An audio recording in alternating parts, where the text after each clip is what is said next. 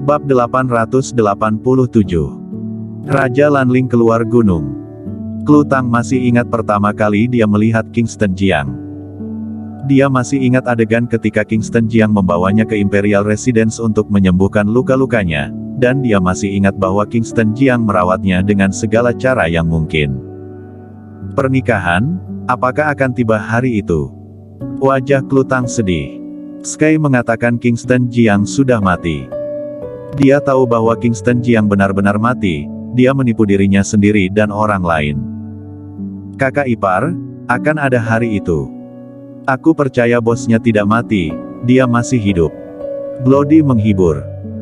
Klu Tang bereaksi tepat waktu, menyeka air mata yang jatuh dari sudut matanya, mengambil napas dalam-dalam, dan berkata, adapun senjata berteknologi tinggi, kamu harus sesegera mungkin, karena aku akan Senin depan. Ya, aku akan mendapatkannya sesegera mungkin. Setelah berpesan pada Bloody, Klu Tang pergi. Dan Bloody dengan cepat meninggalkan Jiangzhou untuk pergi ke ibu kota. 1 hari kemudian, Belantara Selatan.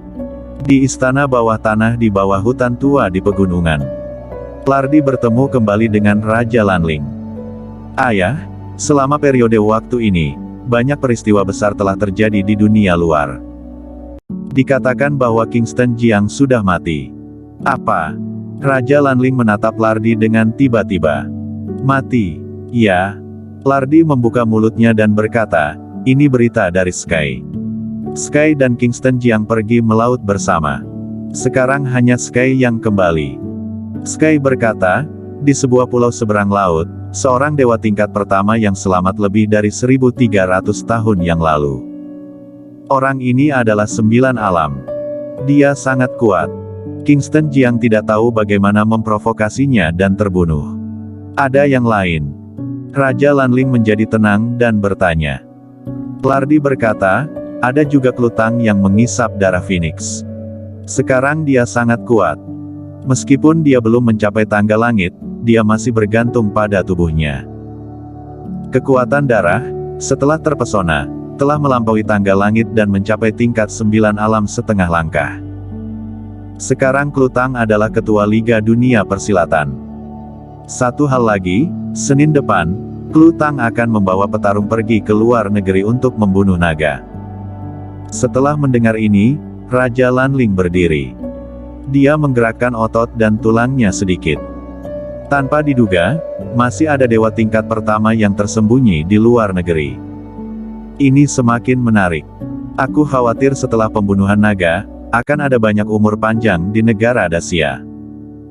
Ya, menang tidak lama lagi banyak 9 alam yang kuat akan muncul. Saatnya untuk mengambil tindakan. Ayah, apakah kamu akan keluar dari gunung? Ada kegembiraan di wajah Lardi. Ya.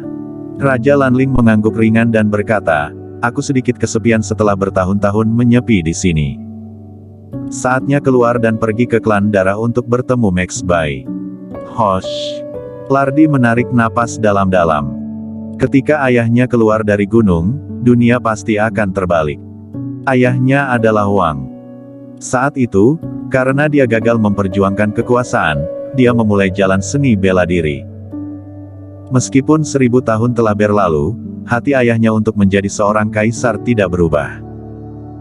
Ketika ayahnya akan menjadi pemain yang kuat di internet dan hendak menggulingkan kaisar pada saat itu, dia tiba-tiba menyadari keberadaan Max Bai. Oleh karena itu, ayahnya mulai menghentikan animasi. Dia telah berada di sini selama bertahun-tahun, jarang keluar. Sekarang setelah ayah keluar dari gunung, dunia luar ditakdirkan untuk marah. Ayah, apa yang pertama kali kamu lakukan ketika kamu meninggalkan gunung? Tanya Lardi. Raja Lanling tersenyum tipis, dan berkata, tentu saja, aku akan pergi ke luar negeri untuk melihat bagaimana petarung sekarang membunuh naga. Kenapa? Apakah ayahku ingin membantu mereka secara diam-diam? Tentu saja tidak. Raja Lanling berkata, darah naga adalah harta karun, dan Reiki naga juga merupakan harta karun. Tujuanku adalah Reiki naga, keterampilanku akan naik ke tingkat berikutnya setelah mendapatkannya. Kalau begitu, Ucapkan selamat kepada ayah dulu. Raja Lanling tidak berbicara lagi, dengan tangan di punggungnya, dia meninggalkan istana bawah tanah yang gelap dan lembab. Dalam sekejap mata, itu adalah hari Senin. Beberapa hari ini, Bloody telah bekerja sangat keras. Dia mencari Wang. Dengan bantuan Wang diyakinkan, dan beberapa pemimpin di militer dibujuk untuk mendapatkan beberapa senjata berteknologi tinggi yang sangat mematikan. Pada hari Senin, langit masih gelap. Jiangzhong, dermaga pelabuhan, tempat sebuah kapal pesiar besar berhenti. Sekelompok orang datang dari kejauhan. Kepalanya adalah seorang wanita yang mengenakan kelompok hitam, dengan rambut hitam panjang, sosok yang sangat baik, dan seorang wanita cantik yang cantik, dia memegang pedang panjang hitam di tangannya. Dia memiliki temperamen yang unik.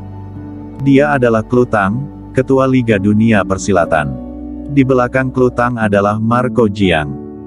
Marco Jiang diikuti oleh beberapa orang yang memakai topeng dan memegang pedang panjang. Yang kedua adalah Mutan dari kelompok kekuasaan negara MB. Berikutnya Billy dari Partai Tai, Kaisar Darah Pertama dan Wang dari suku Werewolf. Terakhir, ada beberapa petarung yang terkenal di negara Dacia.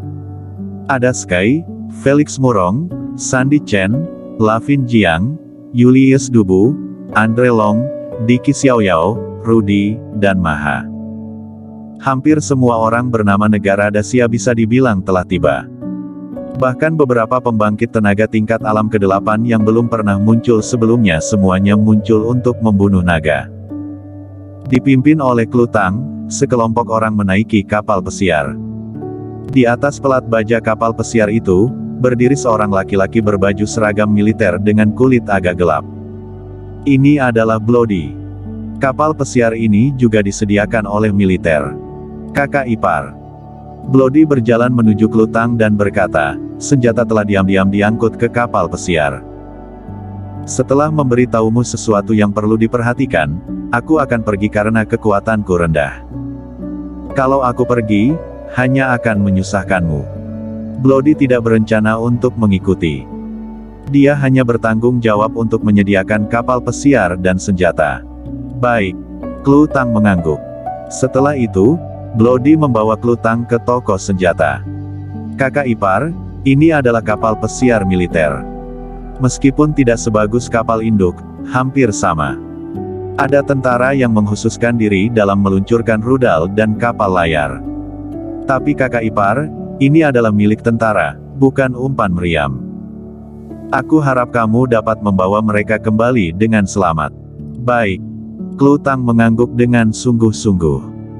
Dia juga berlatih di tentara untuk sementara waktu. Kingston Jiang juga seorang tentara. Dia juga tahu bahwa tuduhan militer adalah untuk melindungi keamanan negara. Aku akan membawa semua orang yang aku bawa kembali. Dengan jaminan Klutang, Bloody merasa lega. Setelah dengan sungguh-sungguh menceritakan kepada Klutang tentang beberapa poin yang perlu diperhatikan, dia turun dari kapal pesiar. Kapal pesiar berangkat perlahan.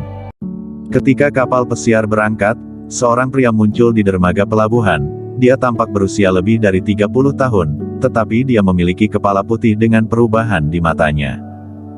Ini adalah Raja Lanling yang datang ke Jiangzhong. Sekarang, langit tidak sepenuhnya cerah. Pada saat kapal pesiar berangkat, Raja Lanling menunjukkan tubuhnya dan terbang langsung ke kapal pesiar yang jauh. Dia terbang di kapal pesiar dengan kecepatan yang sangat cepat, dan kemudian bersembunyi di kapal pesiar. Dan saat ini, di pulau-pulau seberang laut, Kingston Jiang duduk bosan di bebatuan di pantai. Dia telah berada di pulau itu untuk sementara waktu, tetapi tidak ada orang lain yang muncul kecuali orang yang menantang Hamaru. Ada apa? Sudah lama sekali. Kenapa Sky tidak membawa orang untuk membunuh naga itu? Kingston Jiang sangat tertekan. Pada awalnya, dia juga belajar jurus Qian Kun dan seni bela diri lainnya. Namun, sekarang dia bahkan tidak memiliki pemikiran untuk belajar seni bela diri. Pikirannya semua ada di Klutang dan dia khawatir tentang keselamatan Klutang. Dia tidak tahu, Sekarang Klutang udah menjadi ketua liga dari Liga Dunia Persilatan dan sedang menuju ke luar negeri dengan para petarung bawah langit. Bersambung.